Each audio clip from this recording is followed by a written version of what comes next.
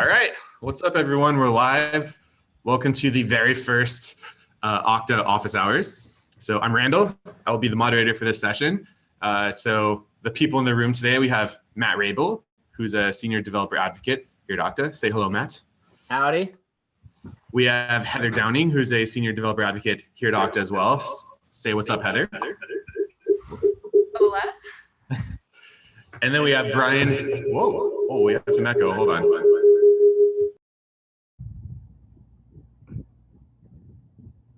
Okay, let's test this out again. There we go. We're all good. All right.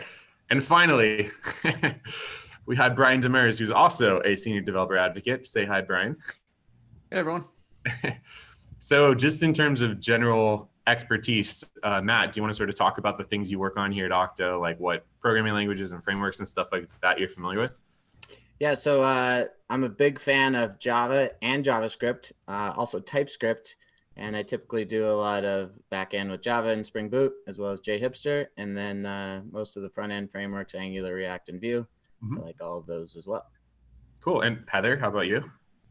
I've done .NET for about 9 years now, and also .NET Core. I spent some time doing some voice works with like Alexa and Google Assistant, and I come from a background of building mobile apps as well.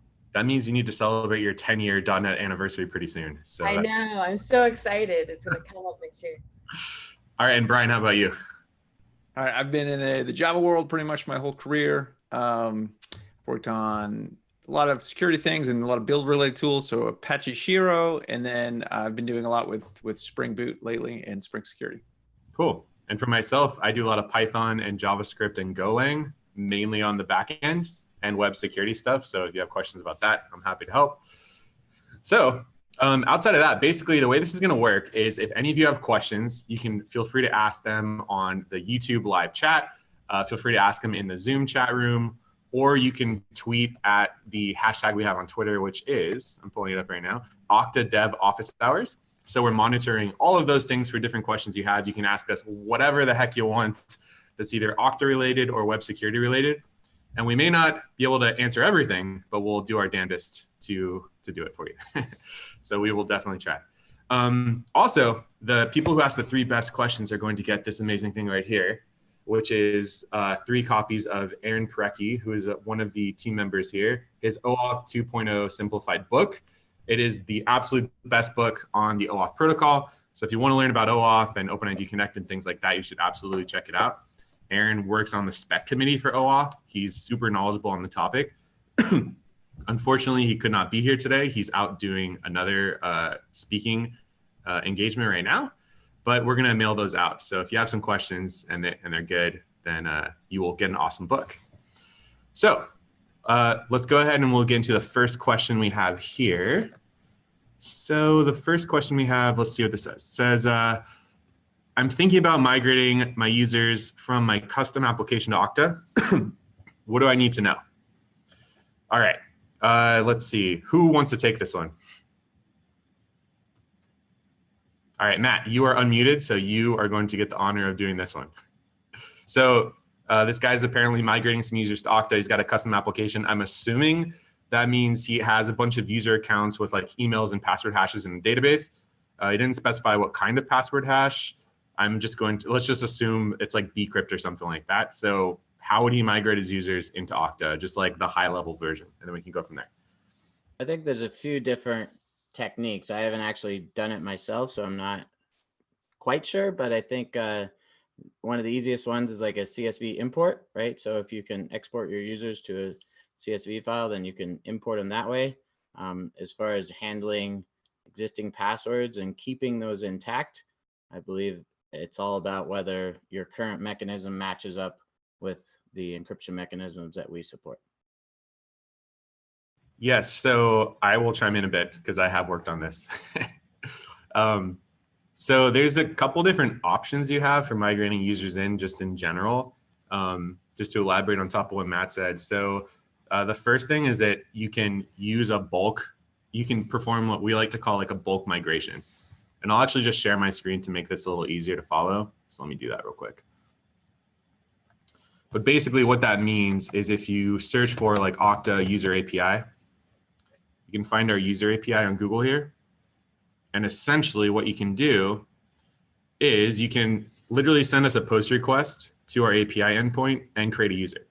Now, obviously, if you have a bunch of users in your database, you need to fire off a bunch of API calls to make this happen. So let's say you have an application with like 100,000 users in there, right? Well, you could just write a simple loop, go through and just literally query the users out of your database, grab all the data and create them in Okta. The problem you're probably going to run into is that you don't have the user's plain text password, right?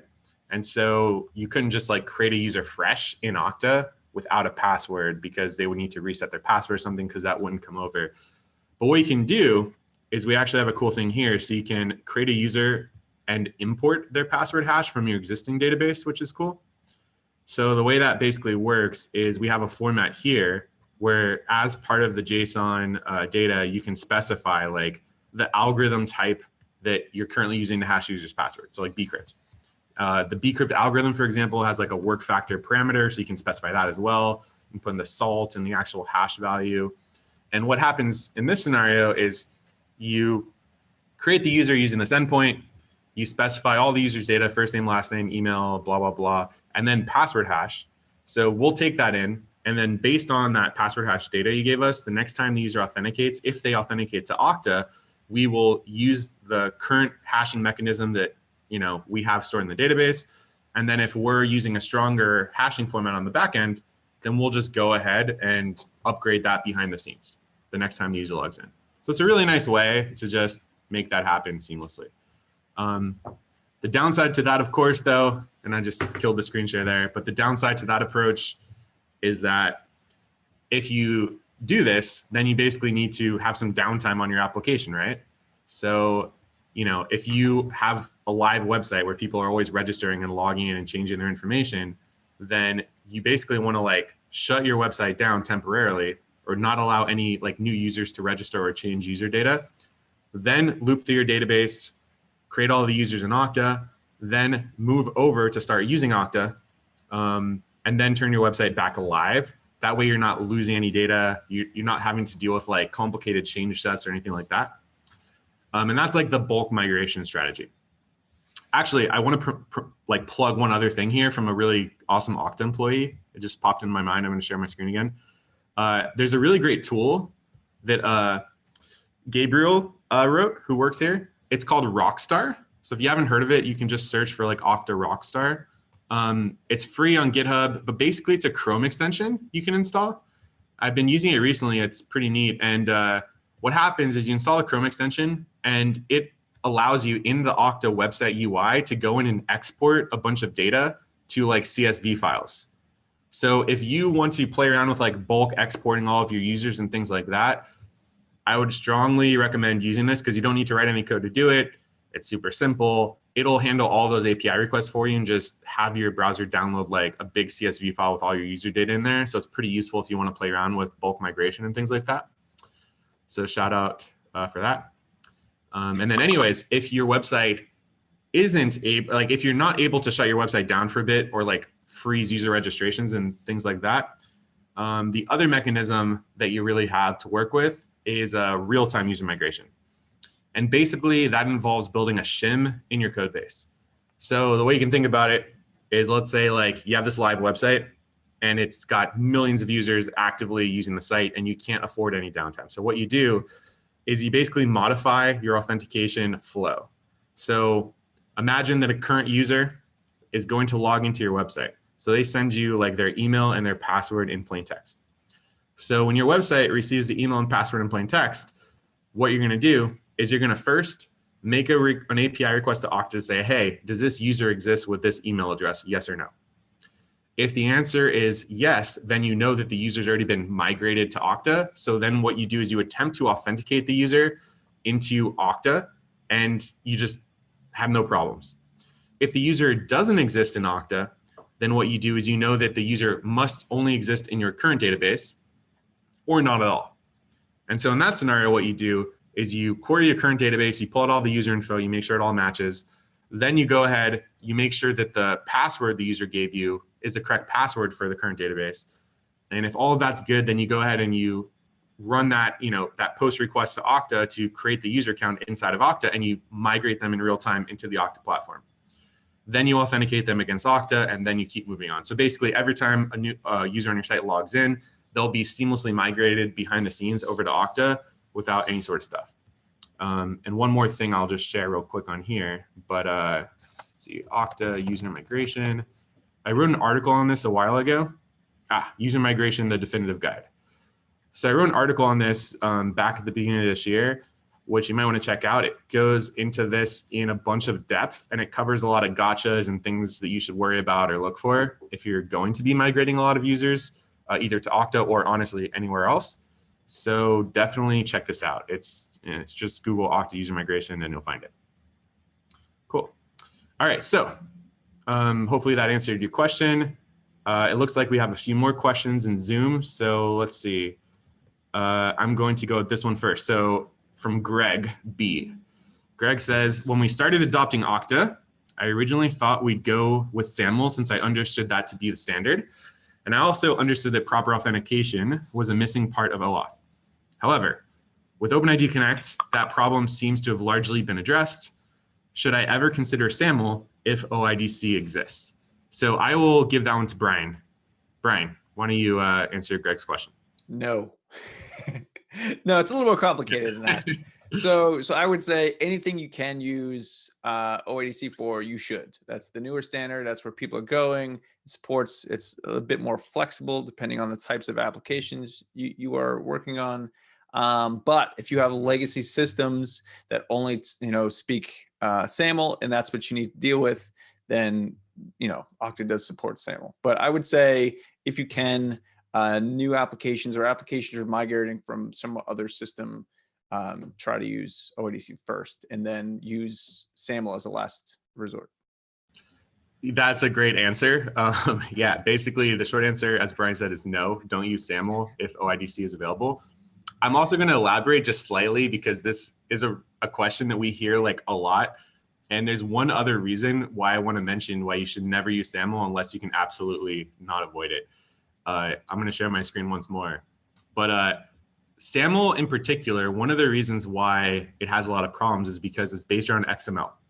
And for those of you that don't do a lot of like XML or a lot of work with XML, XML is one of like the protocols that has caused a tremendous amount of security issues in software just because of the way that it works and the way that the specifications are. So there's a specification called XML DSIG, which is what you use for generating digital signatures in XML. We actually just wrote an article about this last year, but there are SAML vulnerabilities that basically allow you to gain root access all over the place. In like every SAML library ever, there's issues with this stuff. Like every single year, the same things happen. It's really frustrating. If you want to learn more about this stuff, you should read this article I wrote on the blog. If you just search like SAML vulnerability Okta, it talks about the vulnerability. Also, just pointing out, but we are not vulnerable to this, just in case you're wondering. But yeah, so don't use SAML unless you can not avoid it. Cool. All right, so Greg said that was helpful. Awesome, so we helped Greg out. All right, so next question is from Bill Clark. And Bill says, hey, I'm trying to integrate Jumio identity verification. So I haven't heard of that. Not sure if you guys have with Okta. And then he says, Jumio takes a picture of your ID with a selfie and verifies that they are valid. Oh, that's actually really cool. I'm going to need to like play around with that at some point because I've noticed that like even Bitcoin exchanges, like random banking apps and stuff nowadays require you to do that. Even the Cinemark movie app that I have, which is where you just like, go to the movies with the app or whatever, they started requiring that. So maybe they're all using that. Interesting. Anyways, so he says, should I try to make it another MFA option as part of a server, sort of write a plugin? Can you point me to the documentation on how to get started? So Brian, I think since you've been working on the SDKs for this, you might be able to point to the Yeah, I was actually talking to someone recently about something very similar. I don't know if it was Jumio, but it was another one of these types of services. So the particular service I was dealing with, so the guy had his phone and there was some app you used that took a picture. So so it was photo, I'm sure timestamp geolocation, and other things that played into this factor. The problem integrating it as an MFA component is sort of trusting applications, right? So in the sort of the OIDC sense, or the, when you log in with Okta, you would want Okta to handle that factor. So once you sort of step outside of that, it isn't sort of your traditional multi-factor, right? Because you're dealing with a custom application. Now, there are ways around this. You could write a whole bunch of code, or some of these services expose themselves as an OAuth IDP. So you could have Okta talk to that service. So you basically go through a couple extra redirects, but that would be what I would recommend looking for. That way you don't have to touch any of the code. And for one, there's less code to write. Two, you're sort of establishing trust between these parties, and you don't have to worry about it. So if Jumio exposes themselves as an OAuth IDP, try to go that route and see what you can do. So I attended customer identity office hours yesterday, and I only attended the first half, but I did see a demo that showed something very similar to what he's asking for. So it might already be there as part of like Okta Identity Engine, but I'm not sure what the actual tool he used was. But it did have the concept of taking a selfie to be your MFA. All right, so Bill, hopefully that answered your question. If you have a follow-up, just let me know. I'll get back to that. So the next question we have is from Scott. I'm just going to read. I wanted to point out that there's a bunch in the Q&A as well. Oh yeah, I got those open as well. Okay. Actually, let's switch to the Q&A real quick. We'll do one of those first. Okay, so let's go to one from Jignesh Desai. So Jignesh asks, what are the options and best ways to secure your public APIs that are being called by clients' websites from a web browser? So basically, how should you secure APIs that are going to be used by a front-end web client? Whoever wants to take this, feel free to jump in. I mean, one of the ways that we typically recommend people do it right now is they have some sort of authentication mechanism in their front-end browser application, whether it's Angular, React, or Vue. We have SDK for all those.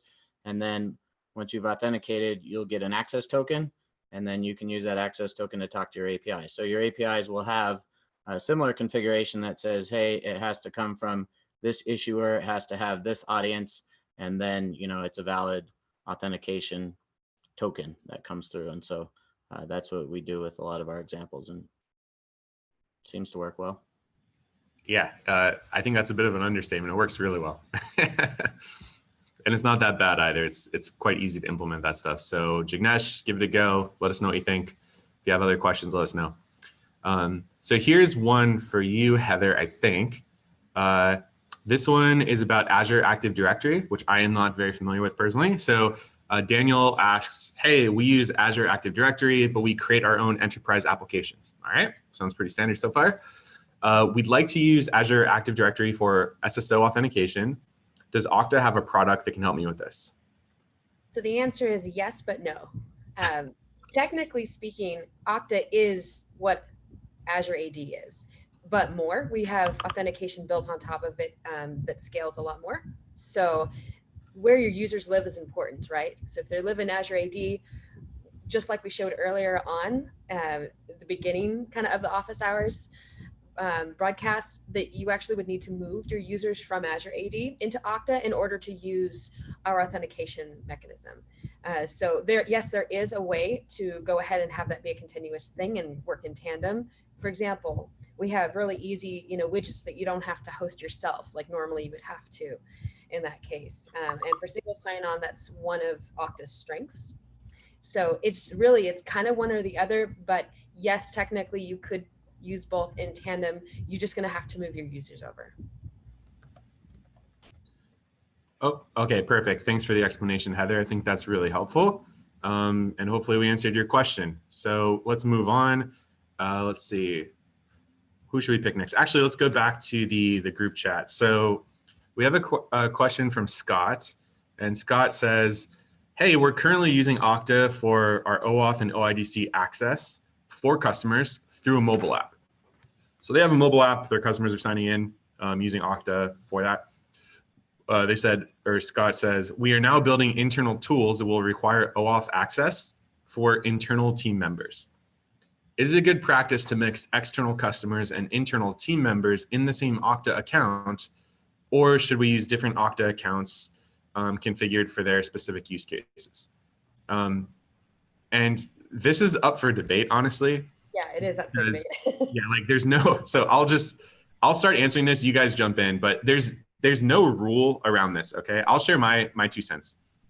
My 2 cents is that if you're building things internally, it's a little bit easier to just have a separate Okta account right now. And the main reason why is that if you're going to have internal people also being external users, you would basically, like in Okta right now, the multi-tenancy story, which is where you'd want to keep those profiles completely separate, is a little bit confusing, because essentially what you need to do is have multiple Okta orgs that are all linked together and can do all these things to have your concept of tenants there. And so if there's a risk that any internal employee will also be an external employee, it's a little bit easier for you logistically to just have a separate Okta account.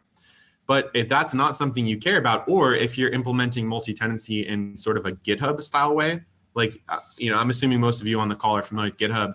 And the way this stuff works there is like, when I sign up with GitHub with my personal account, I have like the Randall Deggs GitHub account.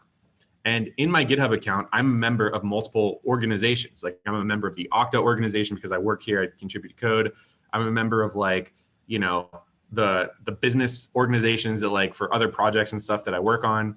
And so even though I only have one account, I can switch between the organizations I'm in. That model of multi-tenancy, while not actually multi-tenant, works really well inside of Okta. And so if you're trying to set something up like that for your internal tools and users and things like that, I would just say stick with the same Okta org. It'll be simple. Anyone else have anything they want to add on to that though?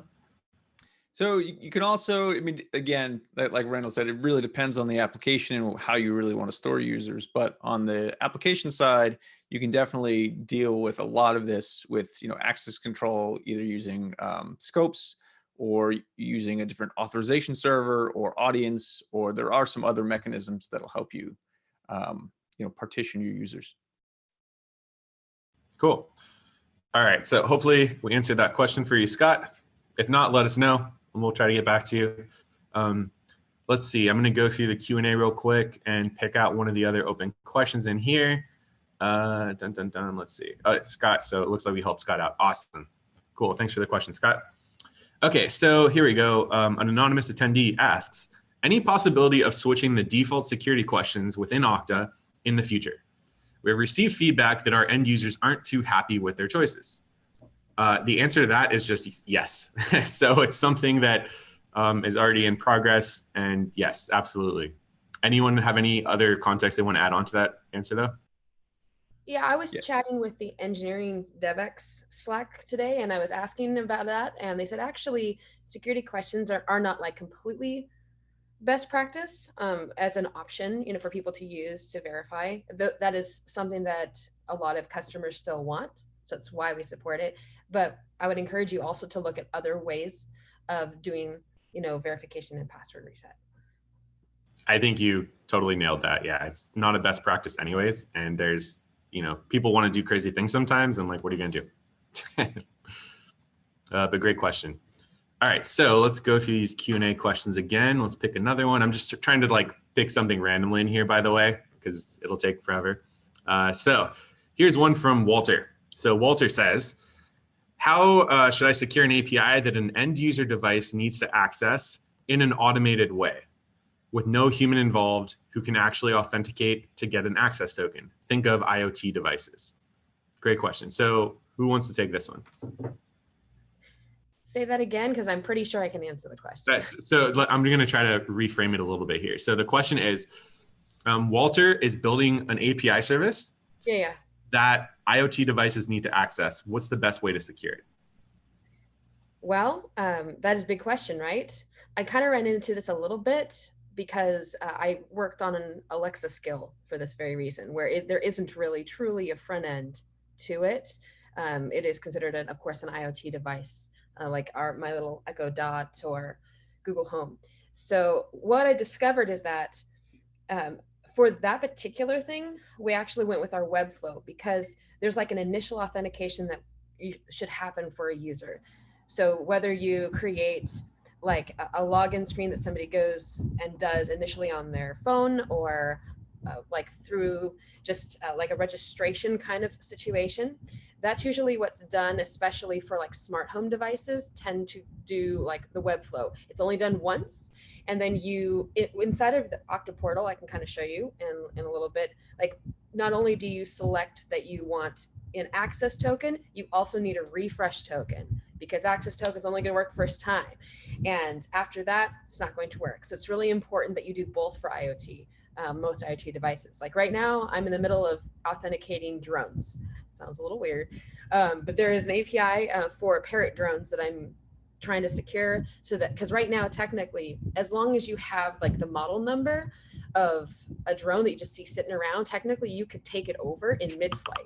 So I'm trying to be like, how do we secure that from happening? You know, this army of drones going around everywhere. And so the way that I'm doing that again is that there's like an initial registration that you go through. And once you go through that and set up your access token, then you can perpetually refresh it. And you can also reject it if you see like a drone was stolen or something happened, that you can reject it directly in our Okta portal. So that's the way that I would go about that. Awesome. I will add two interesting things. So one, you mentioned drones. I fucking love drones. So I feel like I have to chime in on this real quick. But the Parrot AR drones, I have an AR 2.0, which is sort of old, but oh my God, they're like the most fun shit you can possibly do. You literally, they just run like a Wi-Fi access point. You connect to it and you just, there's like a node library and stuff. You can just send them commands like rotate right 30 degrees, rotate left at this speed, like do a flip, whatever. It's amazing. And one of my friends who worked with me in my very first job is like a pretty well-known hacker, Sammy Kamkar. And you should absolutely check out this thing he wrote called Skyjack, which is where it basically just pwns drones like automatically. That's awesome. I think we need to do that live. You know, it is extremely cool. So if you want to have a really good time, look at Skyjack and play around with it. And this is he's using the AR drone stuff as well. It's basically just like cracking the Wi-Fi, getting into it. So yeah, authenticating IoT devices is clearly important because of stuff like this. One other thing I'll just add too is if you want to handle IoT authentication and you don't want to use like a Webflow like we're doing here, there's another nice way to do it as well. You're not going to get some of the same benefits and stuff, and it's not as easy to maintain in the long term. But another option is to use just certificate-based authentication.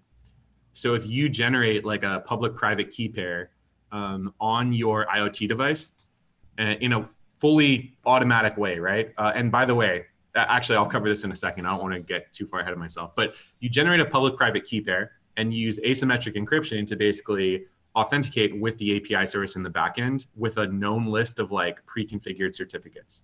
So you can absolutely do that by self-signing your own certificates. It works really, really well. But you lose a lot of flexibility and stuff by doing that. So that's another option to look into.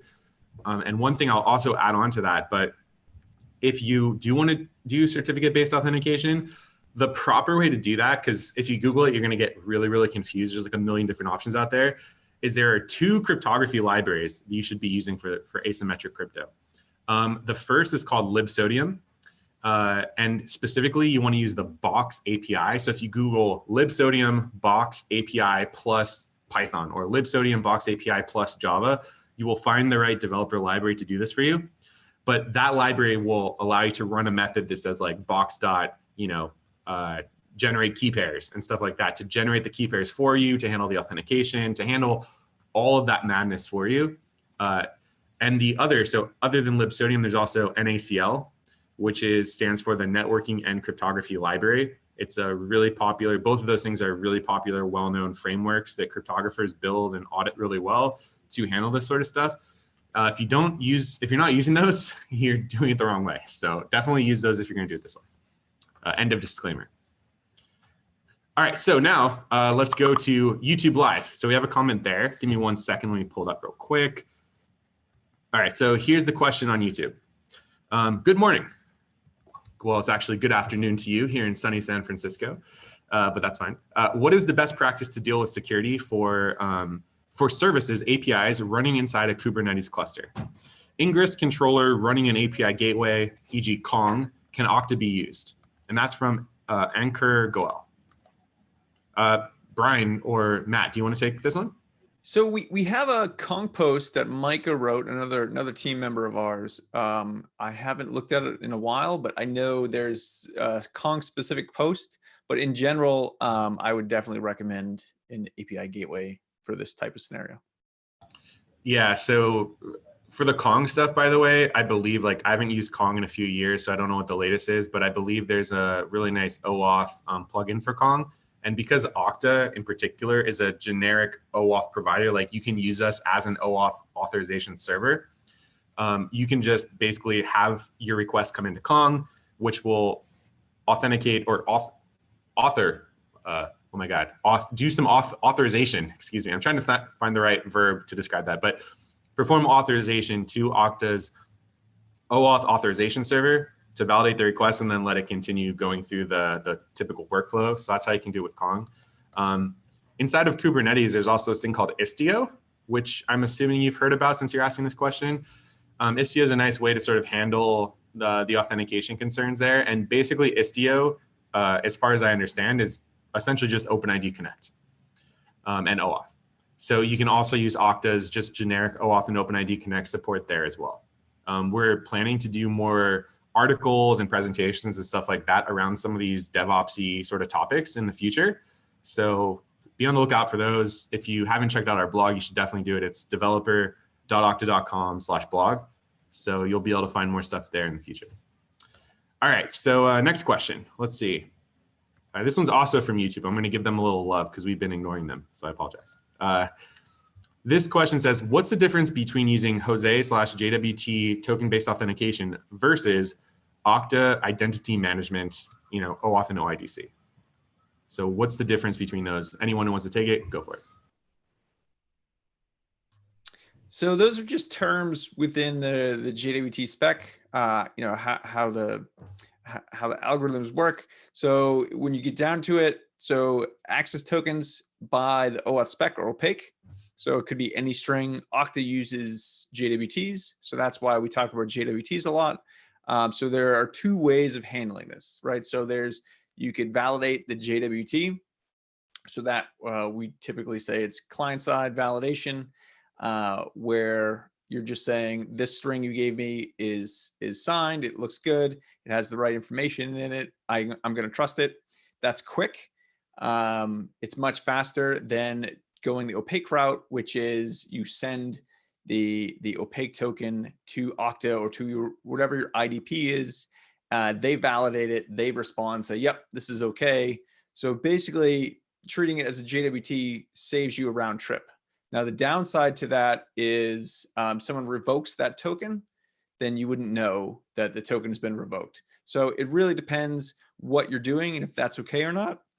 Typically, we recommend just setting the window of access tokens small in these cases. So you could do a client-side validation and only have a small window where that token could be potentially revoked. I'm just going to chime in with one additional thing. It's slightly related to this, but I'll share my screen. So a while back, I stumbled across a Stack Overflow question. It's sort of an old one, but it wasn't answered. And it basically just says, hey, what's the difference between OAuth and token-based authentication? And I thought this was like a really, really good question because there's a lot of differences between the two, even though they're basically both accomplishing the same thing. So I wrote up this answer here, which goes into a lot of depth about it. So if you want to understand more about this, come check it out. I'm going to post a link right now to that Stack Overflow question in the Zoom chat. So I just sent it out there. So if you have a question, let me know, but that should give you some more context as well if you want to understand some of the more fine details behind the scenes. Cool. All right, so let's go back to the questions. I'm going to grab from the Zoom chat again. So it's been a while since I looked there. So let's see.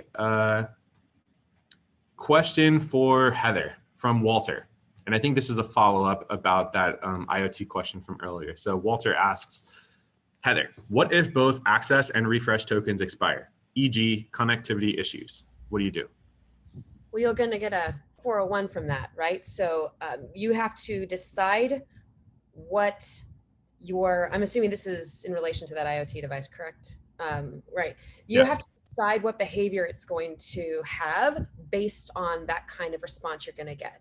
So, for example, if you have like Roomba is not a good example, but if you have some sort of IoT device that has like an LED system, you could switch it to a red, or you could have like the drones fly home and like have a blinking light indicator, or you can decide what kind of behavior that's obviously in many cases nonverbal with the exception of Alexa or Google, what you would do about this. The user has to re-authenticate. If you get a 401, you got to re-auth. So that's what you got to do there. And it's kind of up to you as to what behavior the IoT devices are going to do to indicate that. Okay, great. And then Walter, I'm just finishing off his question here. He has another question for me. He's saying, okay, that's the approach I'm taking. So when I talked about the certificate-based authentication for the IoT devices, you said, that's the approach I'm taking. There's a new standard coming out named MTLS, an extension of OAuth to use client certs to authenticate. Yep, that's right. So I didn't mention that before because I wasn't sure if you're going to be familiar with that, but yeah, absolutely. Cool. So if anyone's curious about that, feel free to Google it and check it out. Also, the next time we do one of these, I'll try to make sure that Aaron is able to make the call because he's actively working on these OAuth extensions. So he might be able to provide a little more context around that as well, which is pretty cool. All right, so now let's go back round robin to the questions and answers section. So let's see, let me pick out one that looks like it has some good details in it. Dun, dun, dun. Oh, here we go. So here's one from Ellis Woods. So Ellis asks, hey, how can I use Okta to develop my own identity providing service that is integrated with blockchain to deploy my own media platform and authenticate users that will be distributing media content on the platform? We are developing the platform for iOS. So it sounds like, and Ellis, correct me if I'm wrong here, it sounds like you're building sort of like your own video distribution platform similar to like YouTube or something, and that you really want to use blockchain to deploy not only the user authentication component, but also the video itself, I'm guessing. I guess I'll answer this because I have some familiarity with blockchain and stuff like that. But in general, you probably don't need to do it that way. Like if you're, actually, let me take a step back. So if your goal is to authenticate users using blockchain, but the rest of the platform does not need to be distributed like as a ledger, then I would say don't bother trying to find a way to handle blockchain authentication for users because it's just gonna be a big time sink. Like it's a lot easier to just use OAuth and OpenID Connect with any sort of provider. Like you could use Okta, you could use literally anyone else. Like Amazon has products, Auth0 has products. There's plenty of open source ways to do this, et cetera. So there's nothing special there. But if you have to use blockchain because the application you're building is dependent on everything being distributed across the blockchain. Like for example, if you want to make sure that the videos are never taken down and that everything's immutable, stuff like that, there's some really good blockchain authentication providers that you might want to check out. I actually forget the names of them off the top of my head, to be honest, but you might want to check some of those out to see if they can help you. Or if you're, again, okay with centralizing the authentication component, you can just use Okta's standard SDKs and OAuth and OpenID Connect support to handle that for you. So hopefully that answers your question. If you have any follow-up stuff, let me know, but hopefully that helps out. All right, so let's go back here. There's some chatter going on in the chat room. So let's see. Okay, that one got answered. That's great. Okay, so here's one from YouTube. For a REST API secured endpoint, what are the recommended access and refresh token lifespans? And this is for Matt, Heather, Brian, whomever. Anyone want to jump in and talk about good best practices for token expiration times? I think what I've heard in general is, access tokens as short as possible. I believe our shortest one is 5 minutes that we allow, and refresh tokens are days, weeks, or months. Yeah, I think it depends on what you're doing. Like during development, I certainly adjusted that time, right? Sometimes that was getting annoying to me to have to re-auth when I was trying to test something. But yeah, I agree with you. I think the first token should definitely be the shortest, and refresh. I'd set mine at like 30 days. It's pretty normal for all the mobile apps I've done. So I will also chime in again. I'm sorry for talking so much. Damn it. I feel like a jerk. But in general, I'll just mention this because I feel like this is another really common question. And if you ask 5 different security professionals what they think about this, you're going to get 5 different answers because there's an infinite number of possibilities, right? Like it really comes down to a use case. So if you're building like a banking app and you are storing sensitive financial information, you're going to want your access token durations to be as short as possible. And the reason why is that if you really think about what are tokens even for, right? Tokens are a way to bypass security for the most part. Like they are anti-security. So tokens are really ways to cache authentication and authorization information for a certain time duration. And that is not something you want to do if you're trying to validate credentials in a very important, precise way, right? Like if someone's going to do a bank transfer for $10 million, would you want to have an access token that's cached their session that's active for like 5 days? I mean, what that basically means is when they logged in 5 days ago, at any point in those 5 days, if their browser was compromised, if their computer was compromised, if a man in the middle attacker was able to grab that token, or there was XSS on the website and someone was able to get access to that token, that means you are trusting them for 5 full days before forcing them to re-authenticate. And that's not a good idea. On the other hand, if you're building something like Facebook or a consumer site like Twitter, you'll notice if you just like play around with their sites, their access tokens have massive durations. Like I believe Facebook's is like a year. Back in the day, Google Plus, I think theirs was set to like 10 years, and Google Plus didn't even exist for 10 years. The very first tokens that Google Plus minted are still valid technically, right? If the service was still running. So it's really a preference thing. And what it sort of boils down to is you always have this trade-off in the security world. You always have speed versus security. And that's really what it comes down to. And I'm just going to do a shameless plug here, but if you want to learn more about this, there's a great talk that I give called JSON Web Tokens Suck for WebAuth and basically everything else. And it's very opinionated, but it's really fun, and it talks about a lot of this stuff. You can look at the slides online. It's speakerdeck.com/rdeg/JWT Suck. I'll post it here. So JWT's talk slides. So if you have questions, you'll be able to see it there. But this goes into a lot of depth on those trade-offs and how it works. So I guess the short thing I'd recommend is figure out what your use case is and how much risk you're willing to accept, and then set the token durations accordingly. All right. Anyways, let's go back to the questions here. So in the Q&A, we have one here. All right, so this question is from R. Nyack. Hope I'm saying that right. He says, do I need an API gateway on-prem to protect my third-party APIs, which are also on-prem? Do the API gateways maintain the tokens? So I'll let Brian, why don't you jump in on this one?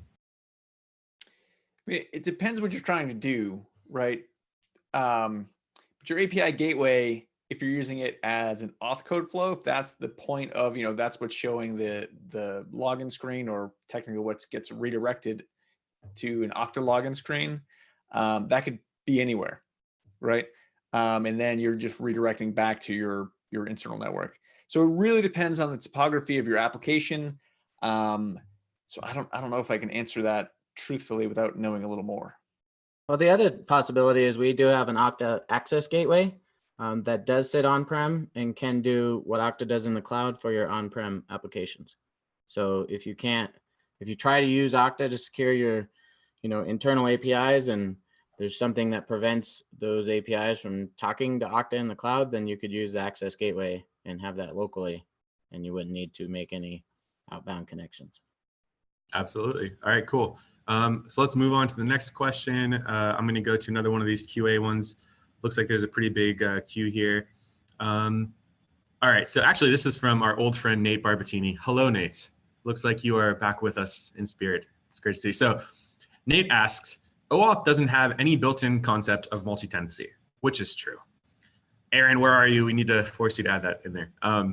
For a web app that uses a service like Okta, what's the recommended way to support multiple tenants, each with their own directory of users?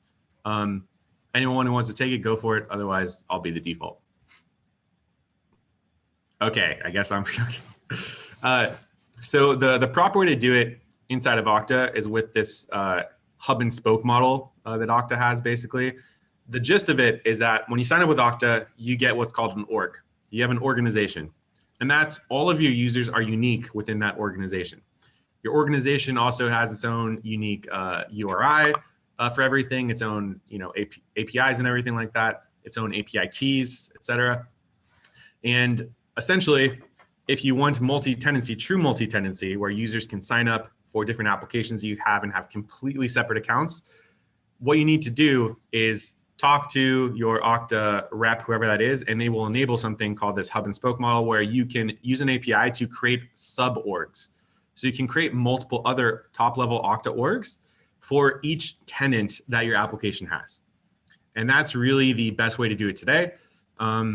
So yeah, hopefully that answers your question, Nate, and thank you for being here. All right, so next question looks like it's coming from YouTube. So let's see. Okay, I'm gonna read this off. So question about required actions. Any out-of-the-box solutions in Okta, e.g. showing privacy policy pages for the first login, one more question during the user invitation flow, any custom capabilities there? So this is probably a Brian question. So there was a lot going on in that one question, but so this is commonly referred to as consent. So if you want to show some sort of consent, some OAuth consent, I think there's also a policy option. So I know we have some documentation around this. So if you search for consent policy, you'll find it out what it is. And I think the consent, I think, is just the checkbox, and the policy, I think, is just a URL. But it's been a while since I've looked at that. All right, thanks. I have no more information than that, so sorry. All right, question from Scott back in the chat. So Scott says, hey, is there a paid service available for organizations using the API product, the Okta API products basically, so we can confirm with experts and ensure that our Okta configuration and integration is being done properly? So basically, like, do we have some professional services that can help you review your Okta architecture and make sure you've done everything right? The answer is yes. There's a couple different options there. The most obvious one is we actually have professional services you can hire. So I don't know what they charge or anything like that, unfortunately, but we basically have a bunch of Okta domain experts who you can pay a little bit of money to come sit down with you and work on whatever it is you need. So maybe if you need help implementing something, or if you have general security questions or whatever. Also, our sort of goal is, like, on the evangelism side, what a lot of us on this call work on is, if you have questions or anything like that, you should also hopefully be able to send us an email and get some basic help that way. We also have a dev support team that's really good about getting back to you on this stuff. So if you email developers@okta.com, that will automatically create a ticket in our ticketing system. And you can link to GitHub, you can ask very detailed questions, and our support team will get back to you. I think they have an SLA on responses. I think it might be a couple days or something like that, but they'll definitely get back to you. So I would probably start with emailing them, developers@okta.com, and then just go from there. So if you have more detailed questions, maybe professional services or whatever. But yeah, great question. Hopefully that helps, Scott. All right, so let's come back here. Okay, this one Heather relayed to me. It says, in our environment, when the user receives an email to activate their account via self-registration, it redirects them to our Okta URL rather than the application they self-registered for. And this person has multiple applications. How do we redirect them to the site they registered for? That's a really good question. I actually ran into that the other day for a blog post I was writing. So I thought it would be cool to kind of talk about that. I'm going to share my screen real quick just so you all can see what I'm talking about.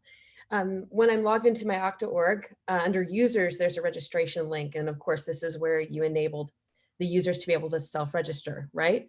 Down at the bottom, there's a couple of, I'm going to go ahead and edit this real quick.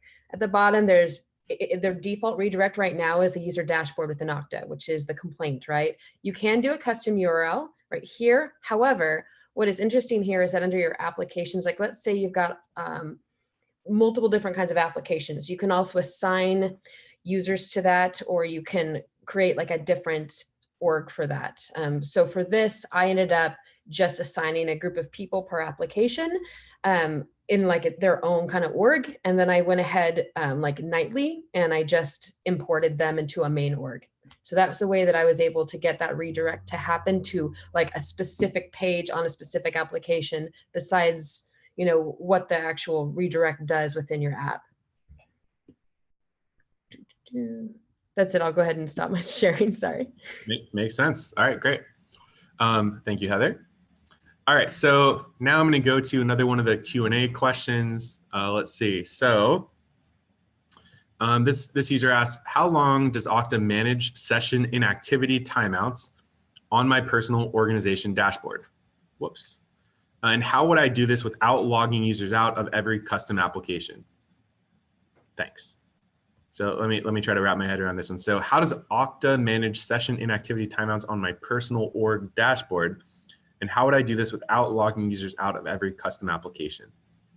So I'm assuming that this is talking more about the workforce product, I'm guessing, because you're talking about custom applications in there. If you are talking about building a custom application with Okta and you're worried about the session timeouts there, you can actually configure those TTLs. So, you know, before we talked a little bit about the token lifetime stuff, that's configurable as part of your authorization server configuration. So when you're building a custom application using Okta and you create a custom authorization server, you can go in there and specify token timeouts, which essentially limits how long a user can remain logged into your custom built application. For the Okta dashboard itself, for like your management dashboard, I don't remember what the default is for the token timeouts. And I honestly don't know if that's customizable or not. Brian, do you know if that's customizable? Yeah, it's very customizable. So I always give the example of I'm remote. So when I log in, you know, we use Okta at Okta, right? So I'm remote. So my IP address isn't registered with Okta and whatever. So there's some geo lookup that happens that says that when I log in, I think it's ridiculously short. But if I'm in the office, for example, then I get a longer window. So it's very configurable across the whole product. Cool. Well, hopefully that helped answer the anonymous attendee's question. The next one I'm just going to jump down to towards the bottom here is Alex Krysov. I hopefully said that right. Has a question about SCIM versus webhooks. So he basically says, should I use SCIM or webhooks for user synchronization? And what are the best practices there? So I'll just sort of set this up with some context, but basically what Alex is asking about is, hey, if you're using Okta, let's say, to store all of the users for your application, but you also have your own database in your application and you want to keep a copy of users that's always up to date in your own database as well. Maybe for database relational stuff, right? Like doing a foreign key to a user field or something like that, or whatever the reason, that's a very common use case. And this is a great question. So back in the day, we only supported doing this like via SCIM traditionally. So you could synchronize users using our SCIM connectors. If you're not familiar with SCIM, it's like this sort of standard protocol for synchronizing users and keeping them up to date. Just recently, though, we released webhook support, which is pretty cool. There's both asynchronous webhooks, things that are just like notifications like user info change, whatever. And then there's synchronous webhooks as well. Like if a user's authenticating to your site, you know, we can call out with a webhook so you can customize the authentication procedure and stuff like that. And the right answer there is a sort of variable, but in my personal experience, I would say use webhooks because it's a lot simpler, at least for me. Usually if you're using SCIM, you need to have infrastructure set up for that. So you need a SCIM server typically that's configured and managed and maintained, versus if you're just using our webhook support, it's pretty straightforward. You look at the docs, you plug in the stuff so that, you know, your web server receives the hook and just does an insert or update in your database, an upsert type request, and that would be pretty simple. So hopefully that answers your question. All right, so the next question we have is from Twitter, from Derek Beckwith. What's up, Derek? Derek says, hey, how would we implement an SSO solution for a client that wants to use their own Active Directory credentials to authenticate into our web and mobile apps? I'll actually get started with that one then, and you guys can jump in. But so if you're using Active Directory creds, and it sounds like you want to implement SSO solutions, so I'm assuming you're talking more about our workforce product, which is like what you use for your customer, or what your customers would use to sign into all of their business applications. if that is the case, and I'm not misunderstanding your question, then what you're going to want to do is use our Active Directory agent. So we have an agent you can use. You can download it. You run it within the network that your Active Directory server's on. It will handle synchronizing those users into Okta. It can be the master so that Okta only receives like a read-only copy of the user data, or you can have Okta be the master and AD is sort of mirroring it. There's different configuration options and stuff there, but that will allow your users to authenticate in using their Active Directory credentials. So that's a great question. All right, so next, let me pull up here and find another good question. So all right, here's one from Shubha. So Shubha says, hey, I'm pretty new to Okta. With an identity provider initiated service, how do we configure in Okta the ability to pass an ID token and access token to a backend application's REST API? We have our grant type set as implicit, and currently it only passes the issuer. Anyone want to take that?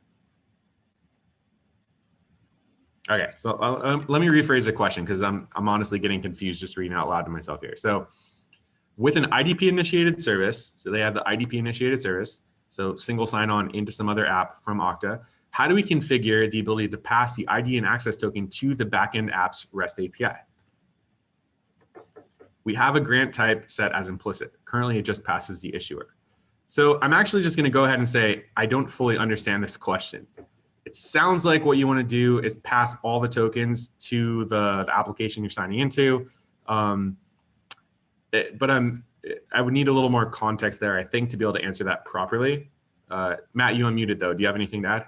Well, I think the IDP initiated service is the part that's confusing, right? If it's like, you know, an app that is able to log into Okta and then you want to use the access tokens or ID tokens to pass into another REST service, then that's obviously supported.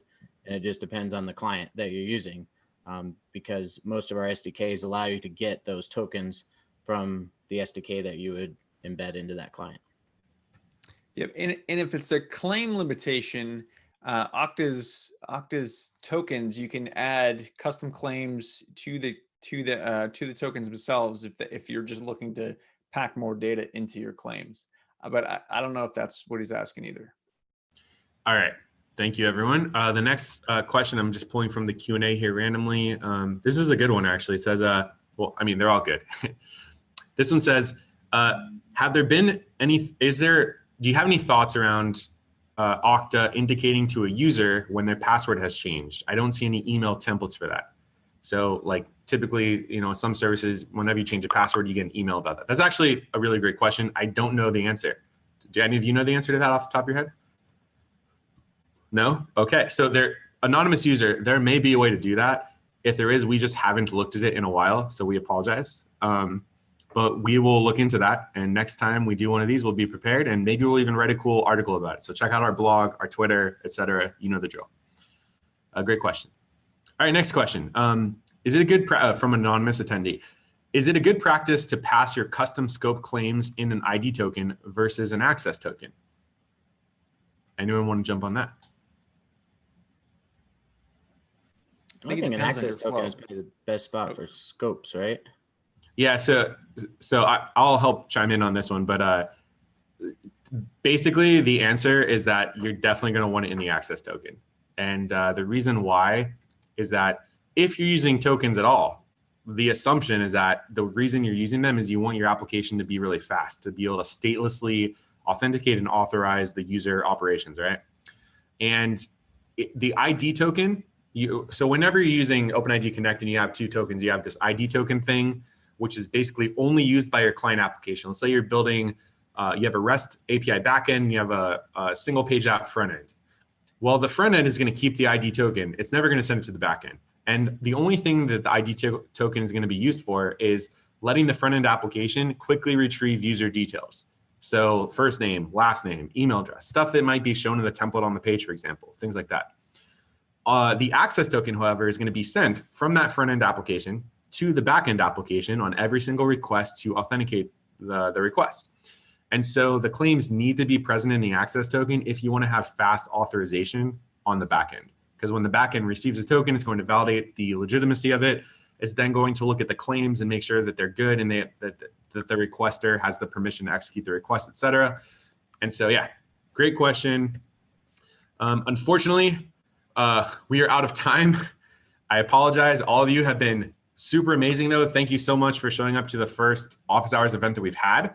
We're going to pick the 3 best questions and send you a copy of this amazing OAuth book that I told you about before. So be on the lookout for emails or messages from us to get your address. We'll also tweet at you afterwards if you're on Twitter. And please check out our blog and stuff like that. Also, be sure to attend the next one of these. So we're going to try to do these on a pretty regular basis, I think. So if you have other questions or whatever, just let us know. And thank you. Sorry we couldn't get to everyone's answers, but we had a lot more than we thought. So the other thing that I would mention is that if people didn't get their question answered, they can post them to our developer forums, which is devforum.okta.com, and we'll try to answer them there. Awesome. All right. Well, thank you, everyone. You guys are amazing. So take it easy. Adios. Bye.